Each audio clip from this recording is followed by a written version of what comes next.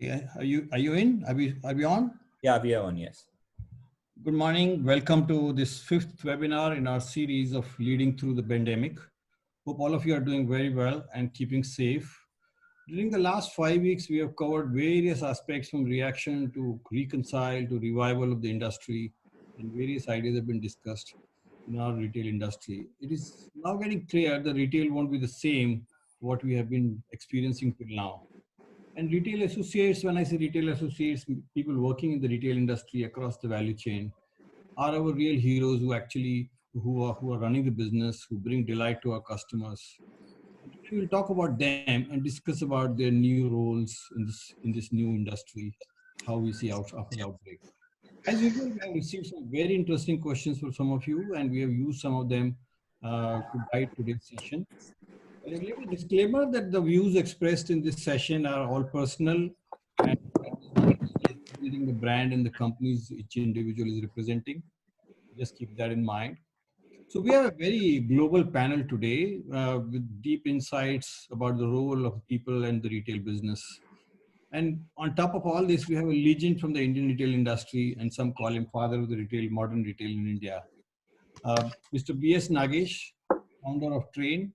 He doesn't need much introduction. There is no one better than him to address the subject.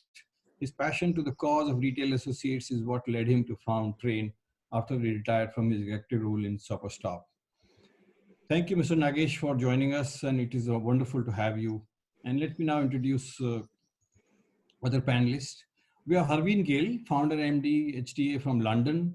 She is one of the most experienced professionals, especially on fashion retail and manpower of the industry, with a lot of expertise about people in the value chain. I remember meeting and hearing her Harveen many years ago at Retail Leadership Summit in Bombay, and we have been in touch with them. Thanks, Harveen, for being in touch with since then. No problem. Let me introduce you to Radhika Vivek, Senior Partner at Transearch, a global manpower organization working with the retail industry. She is well known to retailers across the country. And now finally, we have Rajiv Nayar, CEO of Kaya. A very quiet man, but very thorough with his nuances of his business and personal care. Rajiv will bring a different aspect to this discussion since he represents a service retail and not really the merchandise retail. So without taking more time, let me hand over to Mr. Nagesh. Please write your questions in the chat box.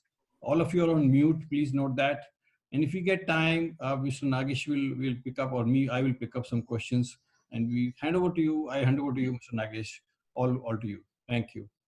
Thank you, Ajay. Good afternoon, ladies and gentlemen. It's a privilege and a pleasure to be part of this panel. Only thing is one correction to Ajay. He said I have retired from ShopperStop. Ajay, there are no retirements in my life. Yeah, I have multiple startups as of today, and I hope none of us ever retire, because I think currently the country requires people to be absolutely active. This pandemic has brought a lot of changes across the industry, and since we are talking of retail industry, I thought best is to address what's happening across the world. What we have seen in India, and many of you know, is not an Indian phenomenon. This has happened all across the world, whether it is one continent or other continent. Retail being the last mile of the supply chain and the first mile of the customer has had the maximum amount of impact. And the impact has its own multiplier effect, basically because if a retail is not open, or the doors of the retail shops are not open, or online business is not functioning, most of the manufacturers or producers or suppliers of goods actually cannot supply. So actually it is the choke which can actually bring down the whole industry. And now it's almost a month or a month plus since the time the lockdown has happened. And we are seeing some serious implications. There are huge job losses which have happened in the Western world, whether it is 22 million, which has happened in US, or millions happening in Europe and other parts of the world where the impact has been very, very large. India, we've had the lockdown in the last 6 weeks time, more or less 4 to 5 weeks of lockdown and 1 week of self-lockdown for many of us because of what we sensed is likely to happen. Yeah? And in this situation, the essentials have worked and non-essentials have been totally closed. In essentials also, if you look at it, India has between 12 to 15 million retailers, a large number of kiranas, modern retail is just about 13-14%, online is about 2%. So we can say 85% of the business is still in the traditional hands. If you look at Kiranas have operated, and I think they have been able to ensure that the 130 crores of Indians have had their kitchens going live. And I think thanks to them, the foot soldiers of the retail industry, we have survived. But the non-essentials have been totally closed. And even in the modern retail supermarkets, the non-essential part of the supermarkets have not worked. So therefore, the supermarket chains in the modern retail have done well in terms of revenue, but are likely to be making losses because the margins on the food and grocery don't make them survive, especially because of the kind of rentals and things like that they pay. On top of it, we have had a lot of labor who are mostly migrant. The research done by TRRAIN about 2 years back actually showed that 42% of people working in retail in the top 8 to 10 cities are actually migrant workers. And many of them have gone back, and therefore we've had shortage of people on the front end. And many a times due to social pressures or they living in containment zones, we have not had people coming into the stores. So retail has been operating on a 40%, 45% manpower.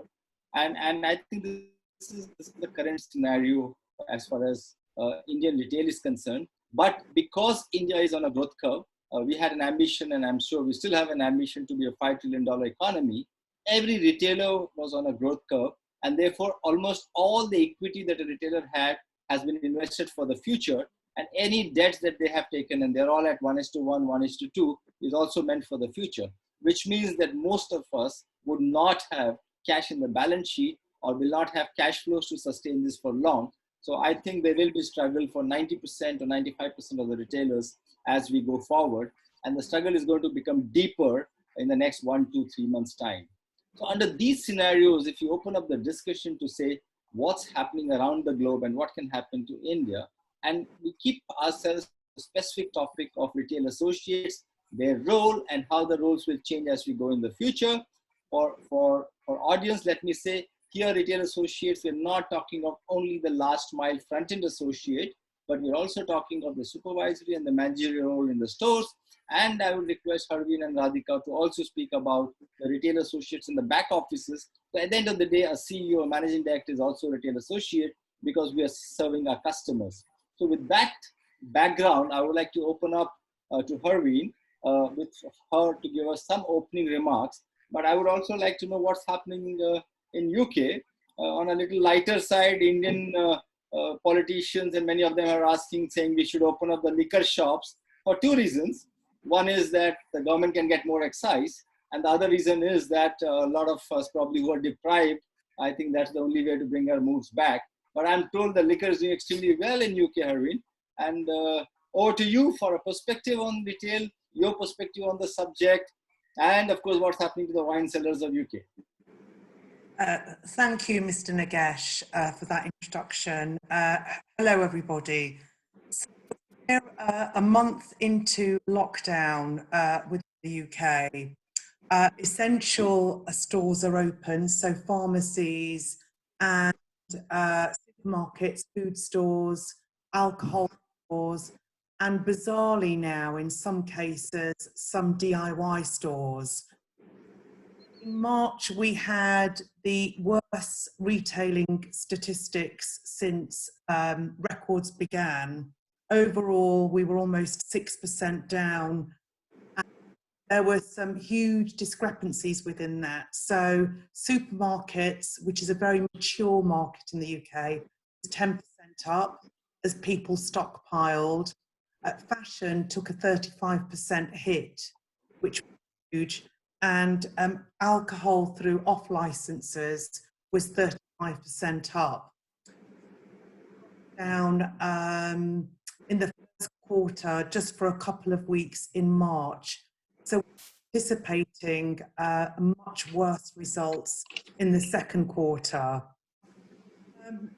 There are a lot of studies that are being undertaken by a number of different organisations. McKinsey is free, it's available on Google. Have a look at it. It does focus on various geographical territories. The immediate impact in terms of retail is that we are predicting 250,000 job losses within retail 2020 in the UK. We had about 85,000 job losses last year, and the same number again in 2018 as automation continues its journey throughout the UK. So we are going through huge change. The period of COVID-19 is only going to accentuate this. The immediate impact in retail and roles is it's hitting the females the most, because obviously there are more females in the front line, in stores, in retail, and also those aged under the age of 25. So that's the immediate impact.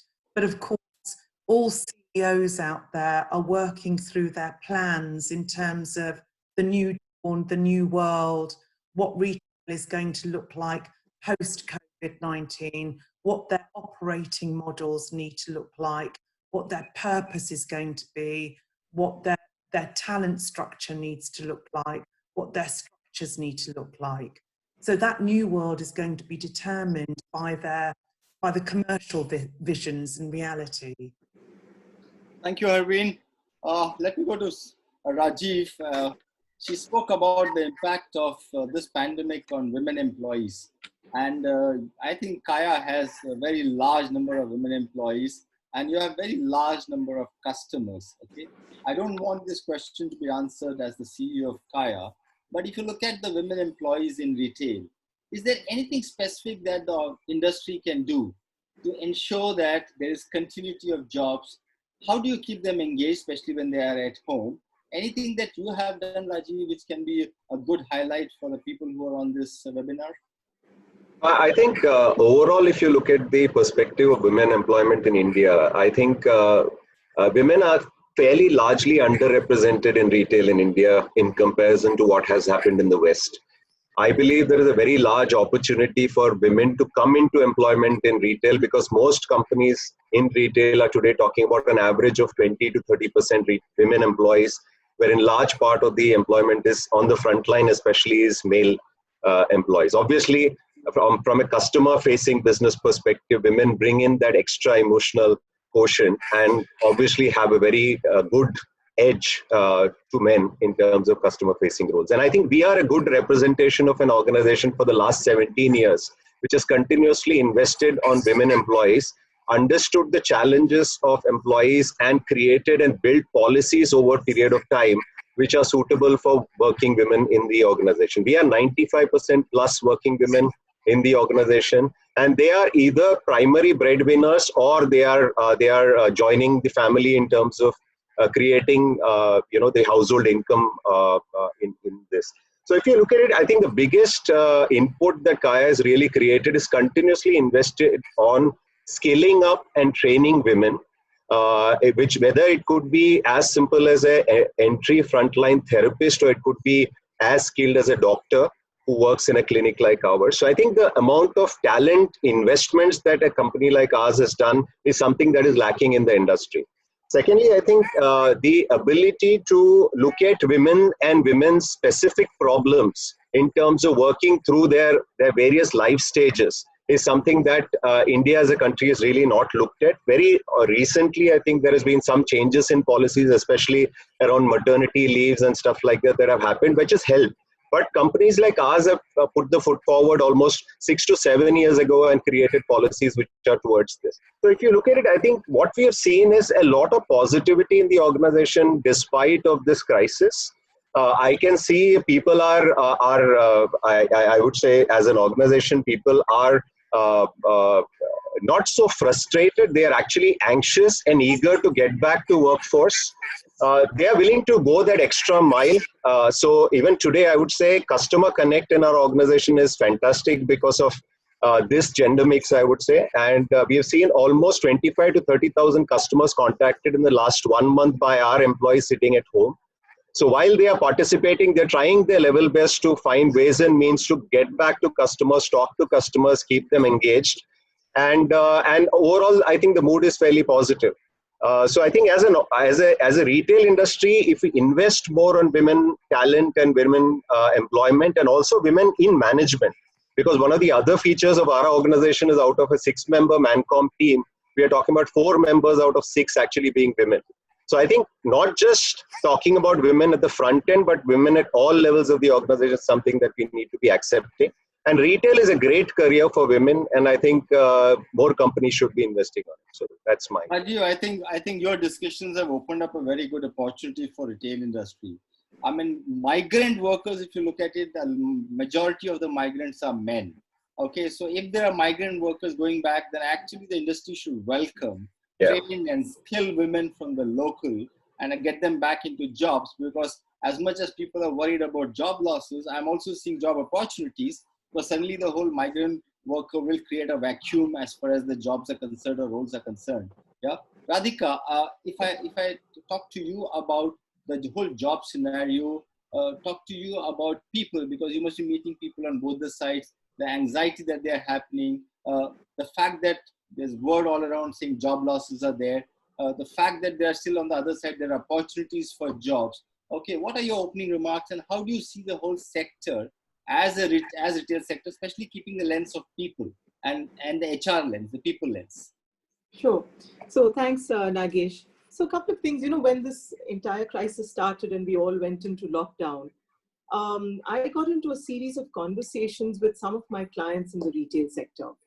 And some of them, of course, had very common remarks, obviously because all large format retail has shut down. The only retail that's operational right now is the local kirana stores and the local traders. The large format organized retail and especially non-essential retail has all shut down.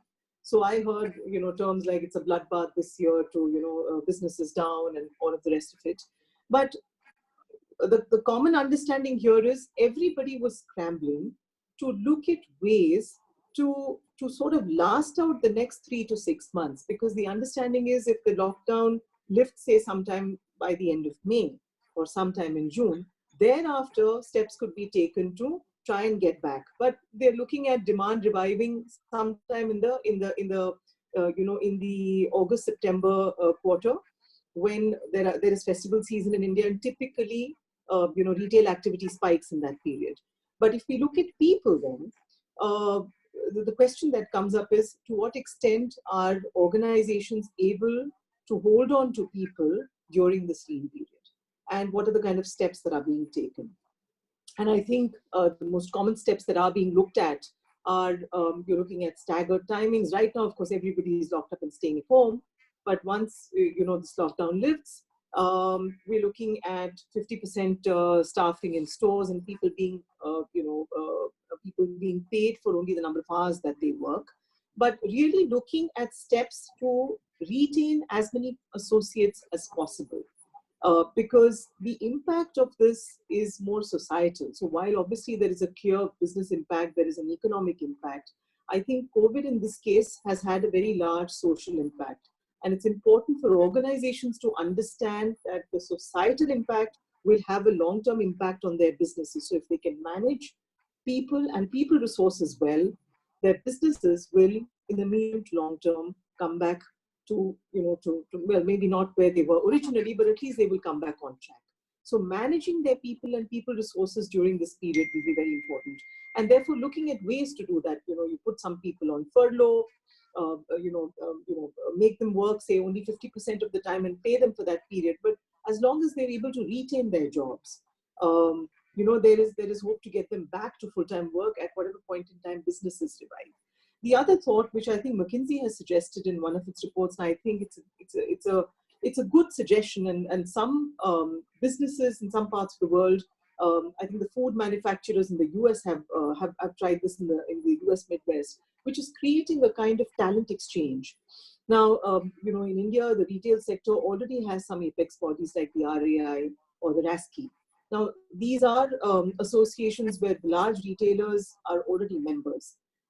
If there could be some visibility on the kind of talent that you feel needs to be put on furlough or even needs to be laid off, there are segments that are hiring, which are growing. E-commerce, for instance, today is seeing a huge upswing. And I don't think consumer behavior will change even post-lockdown. People will still be scared to really step out and go shopping in malls, etc., for some time, which means that e-commerce activity is definitely going to go up, which e-commerce companies are hiring. Online grocery is hiring. The entire ecosystem which supports e-commerce, sectors like logistics, sectors like warehousing, transportation, they will see some amount of hiring. Those could be places where this talent could be, could be moved. Now, if there is some concerted effort made to see how that talent migration could happen, some upskilling and thereafter redeployment of talent could be done, that could be a great way to manage the situation and ensure that we don't have too many associates who lose their jobs. I mean, there will be some job loss in retail. I mean, that's inevitable. But could that be done in a manner that instead of them losing jobs without, alternative jobs coming up their way, is there a way in which organizations could work together and look at, moving talent from, say, retail to other sectors that are looking at hiring? Today, I think healthcare is hiring. Online pharmacies, today pharmacy chains are hiring. The entire e-commerce world is hiring. The entire ecosystem supporting e-commerce is hiring. Everything from packaging to warehousing. I think going forward, once the lockdown is lifted, there will be other hiring which happens. Logistics will hire. That could be the time we could look at what kind of upskilling could be done and what kind of movement of people could be facilitated. And I think organizations like the RAI or the RASCI or even TRRAIN for that matter could get involved, because you have a lot of involvement from a lot of the large players in the retail sector, and they could be brought together, and there could be a more transparent. I mean, it's a need for transparency here. So Radhika, you're absolutely right. In fact, I must share with the audience that RAI, in the very initial period when it saw a huge demand surge happening in the supermarkets and the food and grocery stores, but the shutdown in the non-essentials, immediately actually asked if the non-essential companies will like to volunteer their employees into the essential, especially in areas where they stay. And immediately there was a 1,500 number of people who actually offered themselves, saying, I'm willing to go and work. I'm from Lifestyle or Shoppers, but willing to go and work in DMart or Big Bazaar or wherever. So actually this has happened. And one of the global panels that I was in, I was told that in the Eurocommerce, they actually created something like this, and they had almost 1 million employees on the exchange. So yes, you're right. These are all methods to take it on. But there are two surveys that we have done. One in the retail, where we expect the modern retail will have job losses about 20%. Nobody is saying it in front end because there's a government mandate to say that you should not have any job losses. But the reality is, when there is no money, when you don't have monies to pay for salaries, there would be job losses, whether it is going to come in the front or not come in the front. And the second part is that as we go forward, they will be demanding some other sectors. So you're absolutely right. So I just want to move over to one other question. There are lots of questions which are coming in, and one question is to say, we don't have money to pay salaries. We are not supposed to do job losses. We want to keep our retailers happy, but we still have to cut costs. Okay, so under these constraints, how do we manage? So Harveen, if you have any solutions coming from that the world, keep your employees happy, don't cut costs, don't lose jobs, but still make things happen. Okay, I don't know what are the inputs. Some of the inputs Radhika gave to say 50% of the time you're working, pay 50% salary, shifts and things like that. Any thought around how do you keep employees happy during this situation? Yeah, okay. So, the reality is, if we look into the future a little, so for those brands, retailers that have opened their stores, they've reopened in China, they've been open for a month now, and on the whole, their revenues are 50 to 70% down where they were pre-COVID lockdown. Some mortar stores in the UK, some retailers and brands are looking at opening at the end of May. They're planning to be at 30 to 50% of revenue of where they were pre-COVID lockdown. In order to keep employees happy, I mean, it's a $64 million question. So in the UK, we are very lucky in that the government here have created and introduced a furloughing scheme, which means that they are underwriting 80% of salaries up to a certain amount up until the end of June. They've given, retailing has been a hugely hit industry for some years. So now retailers has a 12-month business rate holiday. They're being given a lot of incentives in terms of taxation payments that are being delayed to keep many employees actually on the books, so that when they open again, those employees will not be out of work. Of course, a lot of them will be made redundant.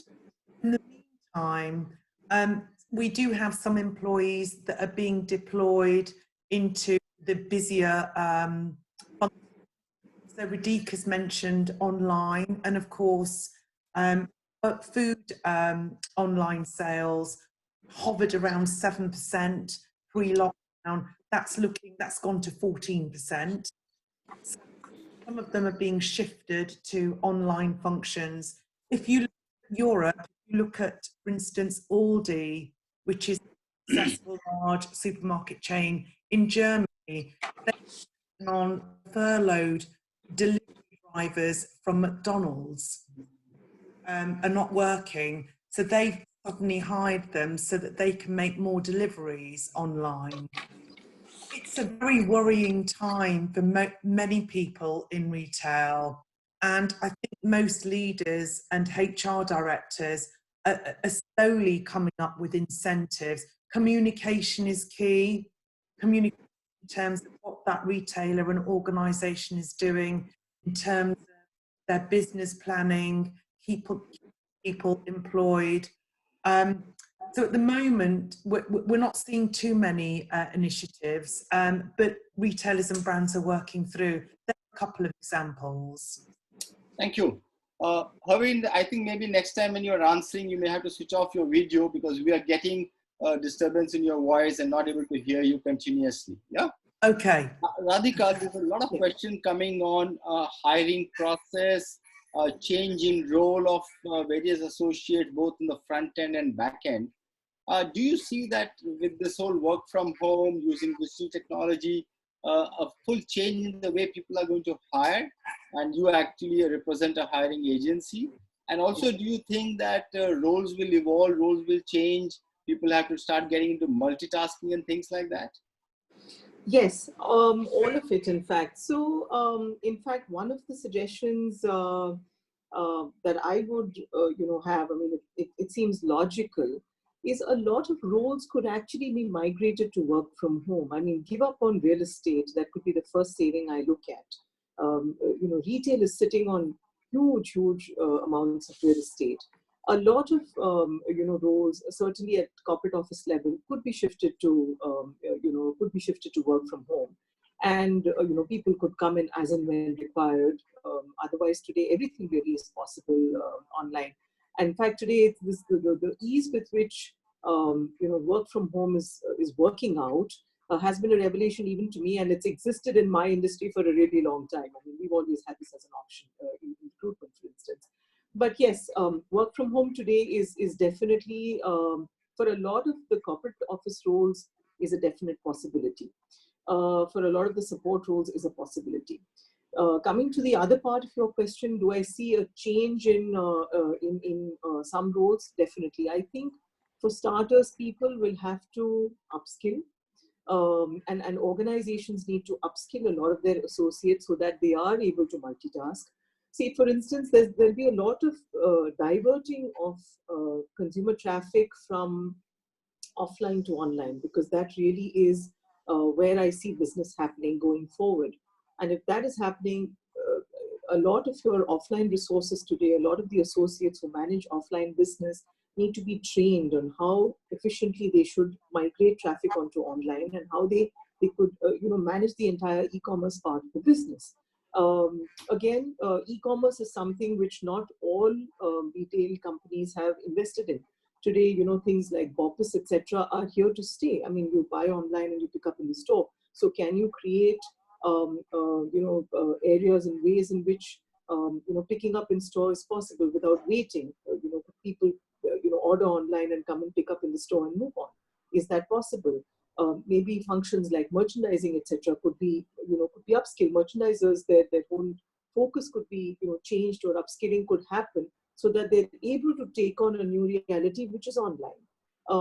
So I think today that the emergence or the acceptance of e-commerce, that can't be questioned. Today, e-commerce is here to stay.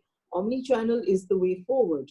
And really, physical retailing has to give way to online retailing. And making that transition is going to require some amount of upskilling of associates.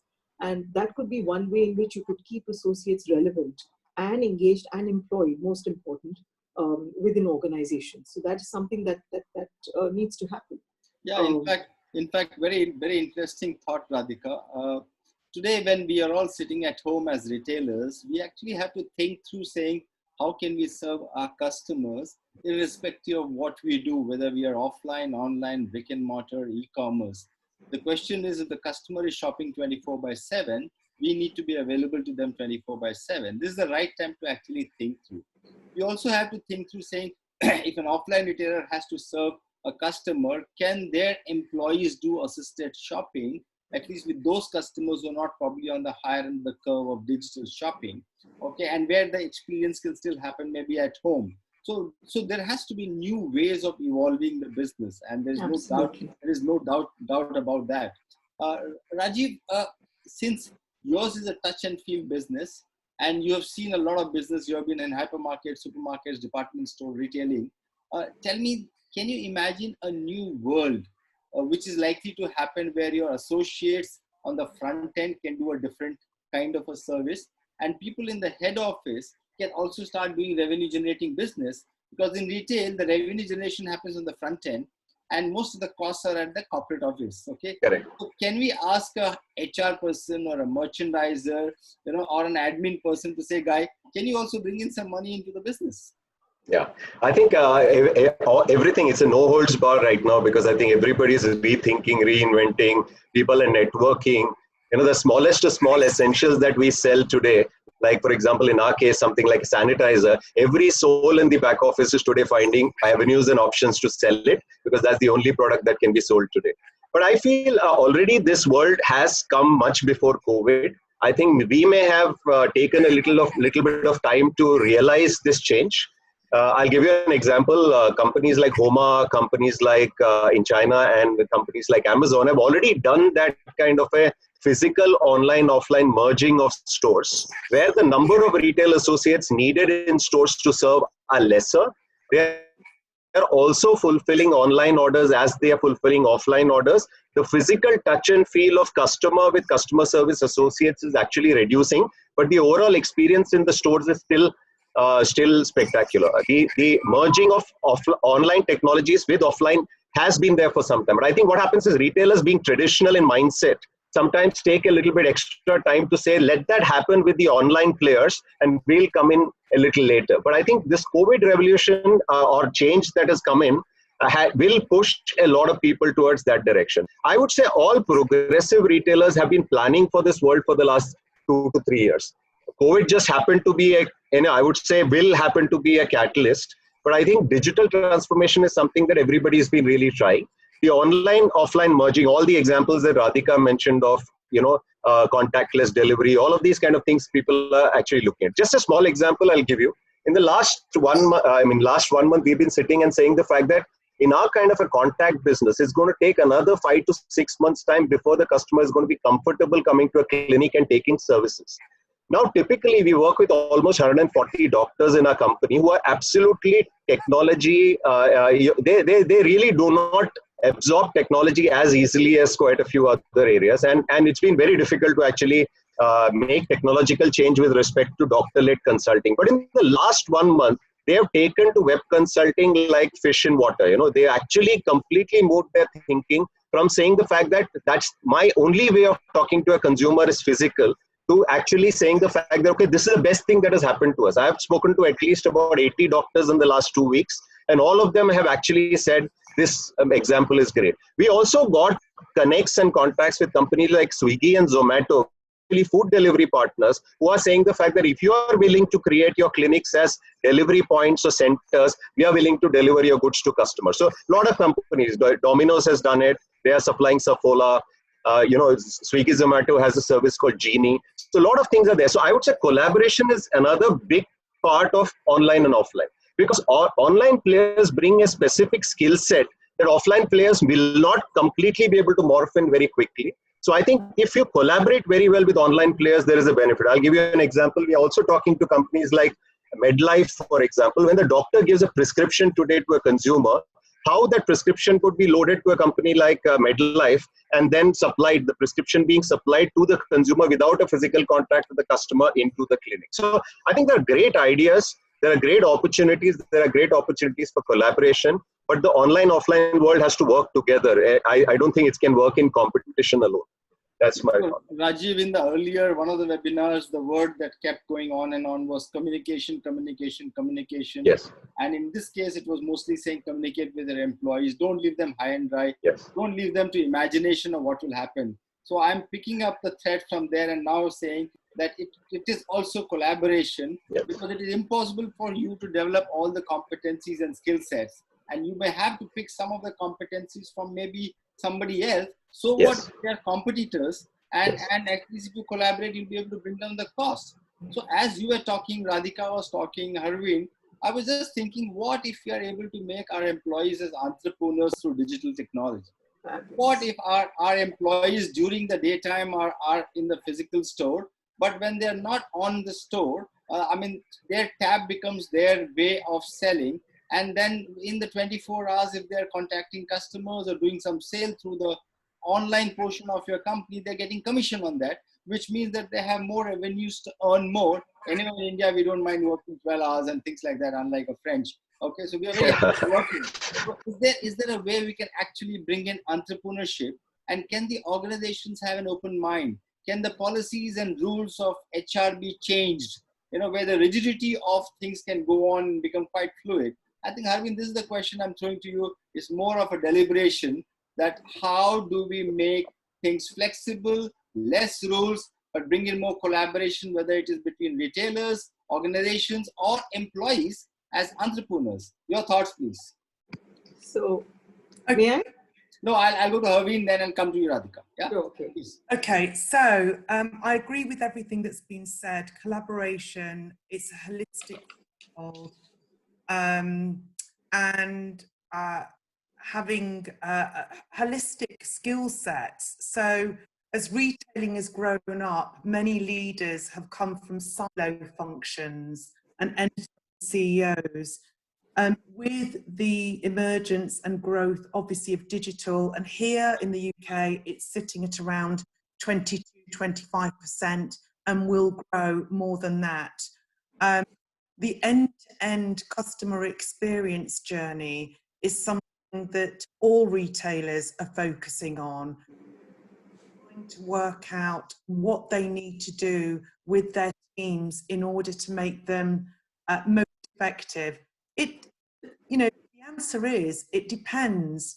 If the organization is a tanker, it's not agile, it doesn't move quickly, if there's always been a command and control leadership in place, then trying to change that culture to encourage your employees to move and work in an agile manner as entrepreneurs is obviously going to be quite a journey and take some time. I think we would normally see that move faster in smaller organizations. But it is going to be very interesting as organizations become more lean. There is a mindset for multitasking. We're not seeing that happen quite yet, but it'll be an interesting journey. Yeah, Radhika, you wanted to say something on this subject. Please go ahead. Yeah.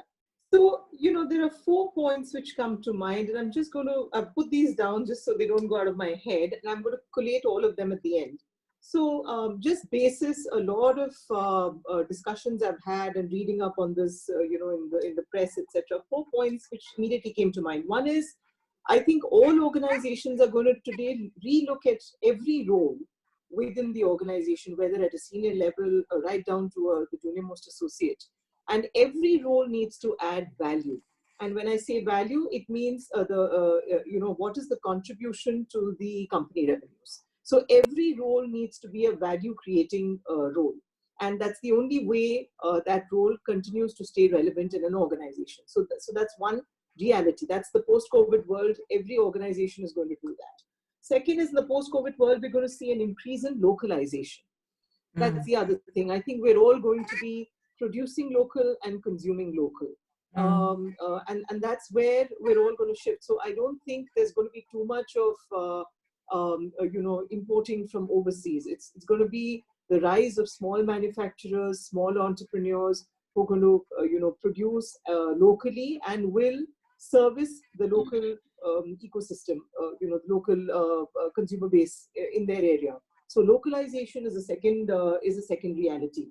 The third observation here, and again it's related to localization, is one of the things that I observed during this lockdown crisis is you have large grocery chains like D-Mart, for instance, which have actually brought mini grocery stores and set them up in localities. And they're servicing, so these are places where they didn't originally have stores, but they've come into large residential societies or housing societies, and they've set up small grocery stores. And again, the stores which have actually come to our rescue is, like you said, the local Kirana stores. They are the ones who've actually come to the rescue and have ensured that our kitchens continue to run and stay functional. So that is the third observation. And the fourth, which was again related to the localization piece, is the increase in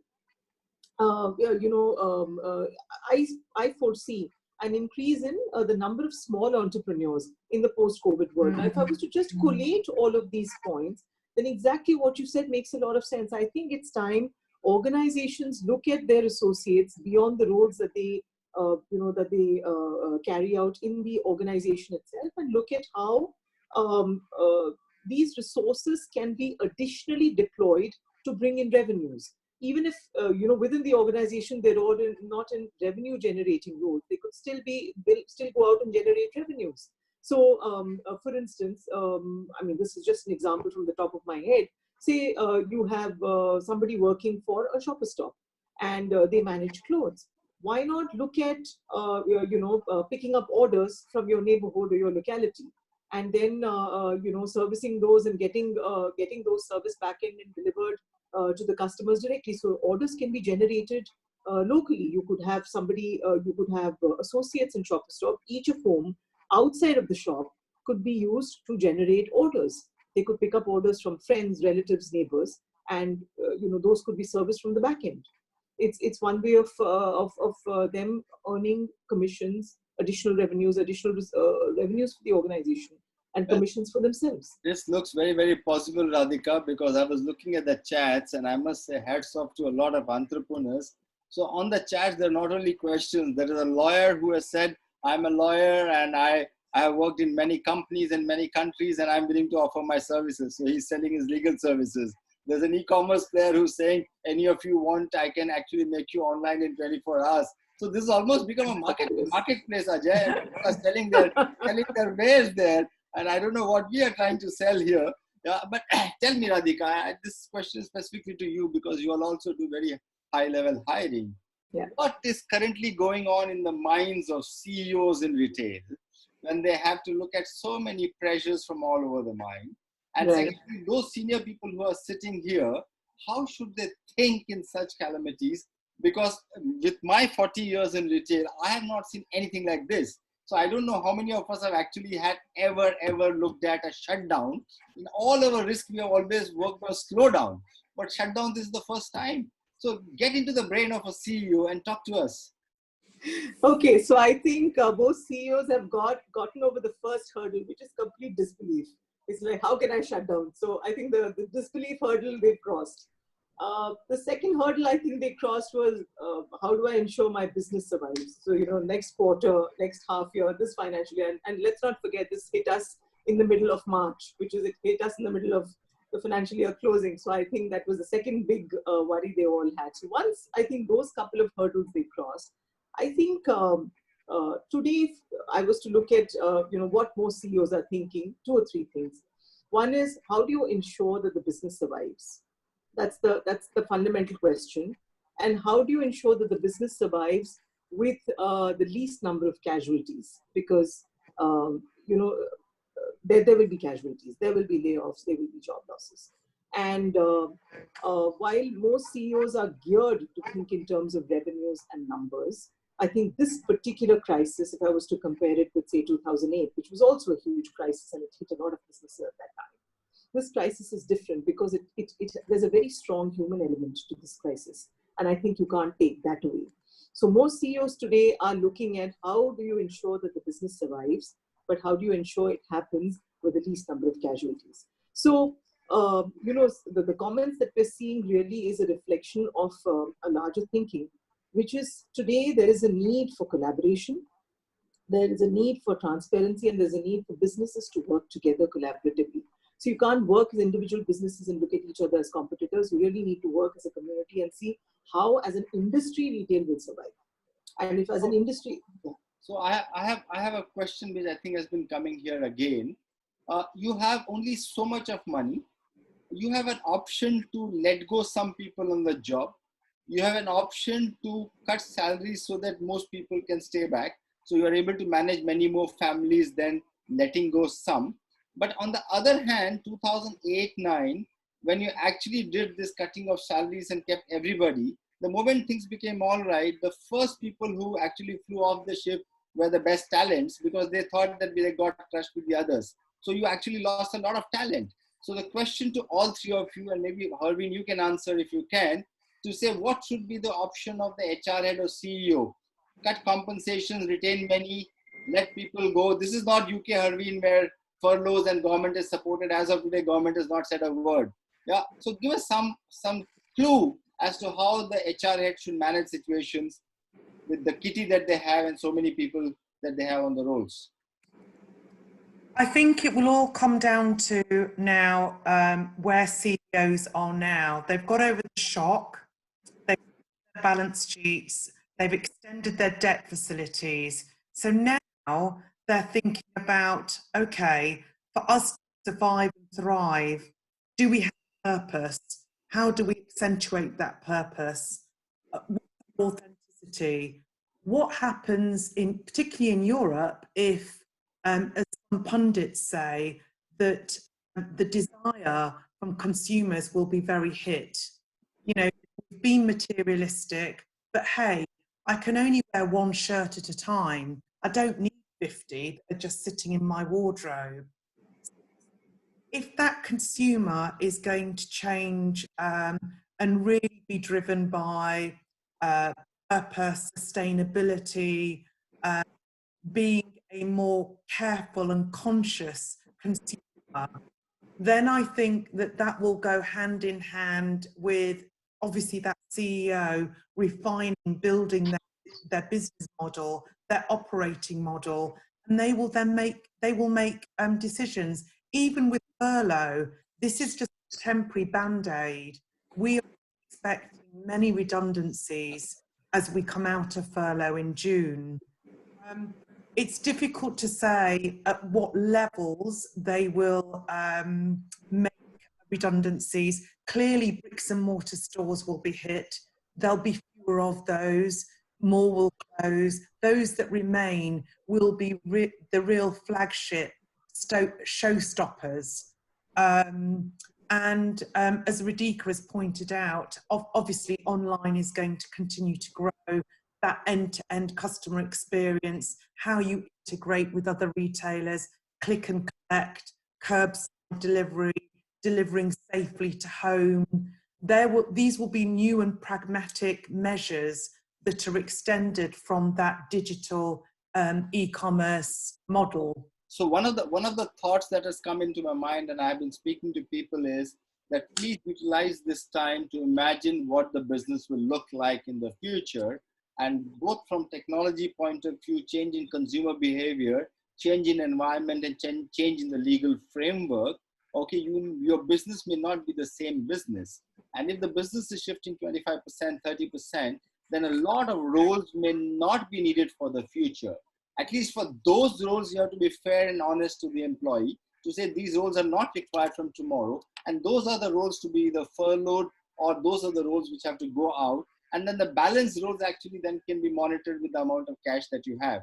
I think that's one of the options, because many a times due to emotional reasons, a lot of retailers and CEOs would not want to say, hey guys, we will let you go. This let you go is not an Indian culture.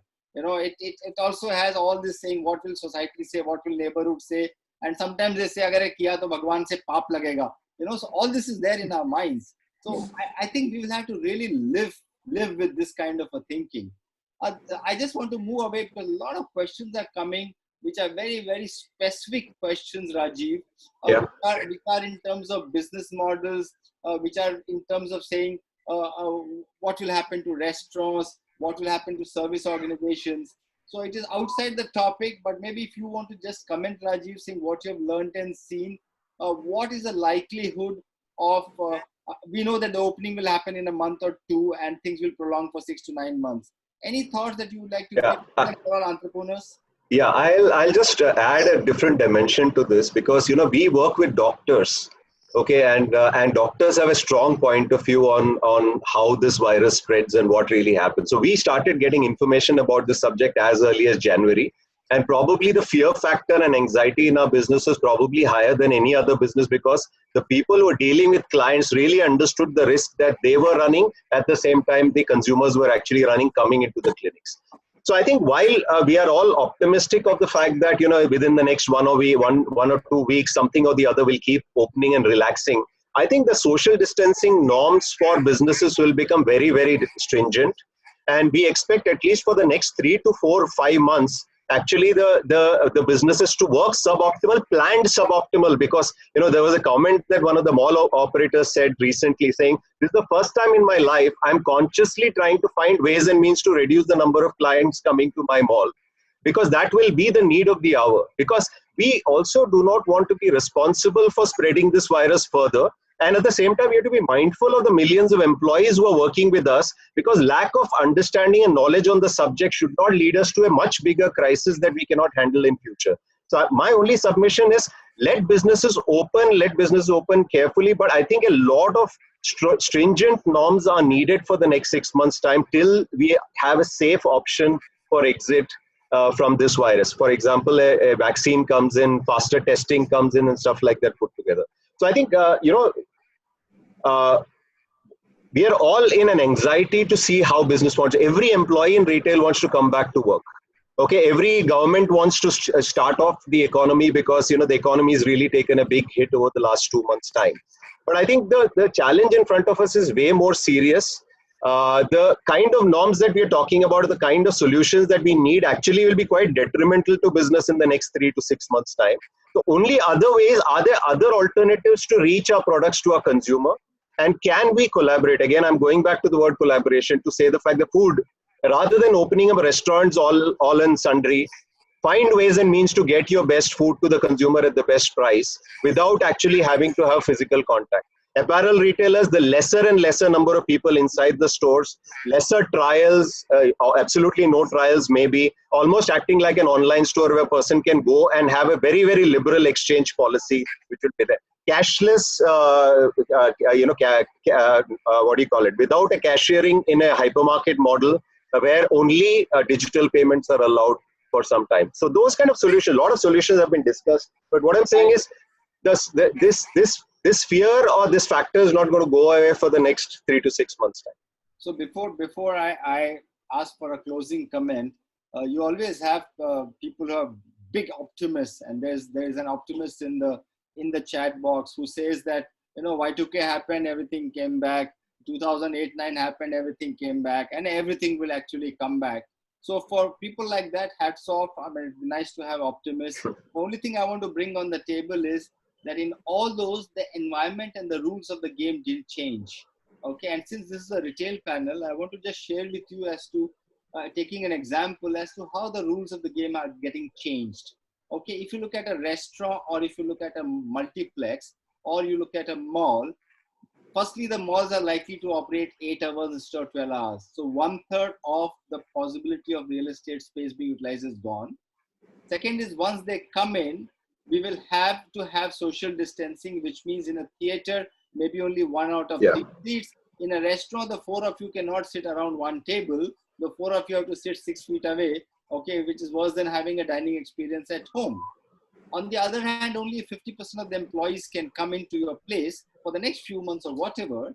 That means the service level comes down by 50%. So you're a brick and mortar store. With these restrictions, you still have to deliver the experience for which the customer is coming. Because if the experience factor is not there, why the hell should a customer come to you? She can shop from home and do an online shopping. So I think these are some of the new rules which are getting set up. Some things that we know. We don't know what are the new rules the customer will set up.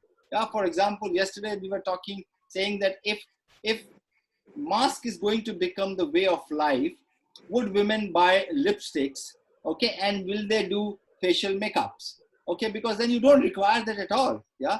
So look at what are the things that are happening. If work from home is the way forward, then will men buy pants at all? Yeah, because you could be sitting in your lungi or a dhoti or a short and just wear the top. So the bottom wear industry will go for a toss. It will be only the top wear industry. Yeah.